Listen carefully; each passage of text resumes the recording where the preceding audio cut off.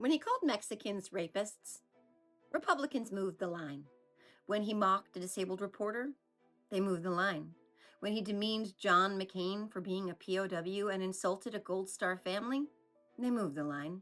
When he bragged about grabbing women by the pussy, they moved the line. When he extorted Ukraine, shut down the government to pay for the wall Mexico was supposed to pay for, took his daddy Vladdy's side over our own intelligence agencies, said Nazis were very fine people, and claimed he fell in love with Kim Jong-un, they moved the line. When he bungled a pandemic, asked about injecting disinfectants, and golfed while thousands of Americans were dying each day, they moved the line. When he refused to accept the results of an election he lost, plotted a coup, and incited an attack on our capital, they moved the line. When his gilded golf motel was searched by the FBI because he had our national security secrets in his effing bathroom, they moved the line. When he was indicted the first time, they moved the line. Then they moved it again for the second, third, and fourth times. When he was found liable for sexual abuse, which the judge said could be referred to as rape, they moved the line.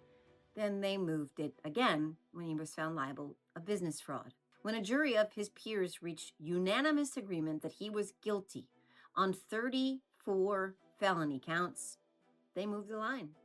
When he pardoned every single perpetrator of the deadly attack on our capital, on them, they moved the line. When he deployed our Marines on our soil against our citizens, they moved the line. When he rolled out a literal red carpet on our soil for a murderous, despotic adversary who would like nothing more than to see our democracy burn, they moved the line. When we learned his own attorney general said his name was in the Epstein files, the very files he once campaigned on releasing but now keeps hidden, they moved the line. When he sent his criminal defense lawyer to cut an immunity deal with a convicted child sex trafficker, they moved the line. When he relocated that same sex offender to a bougie club fed despite a 20-year sentence that should have kept her locked down, they moved the line. And now that he would rather shut down the United States government than swear in the 218th vote on a discharge petition to release the Epstein files, what are they doing? They're moving the goddamn line. There isn't a thing he could ever do that they won't accommodate. Nothing.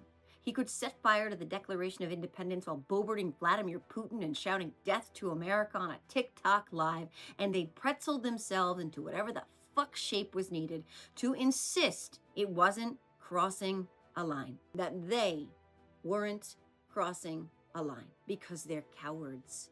Craven, cuckolding cowards. And for them, when it comes to Donald Trump, there is no fucking line.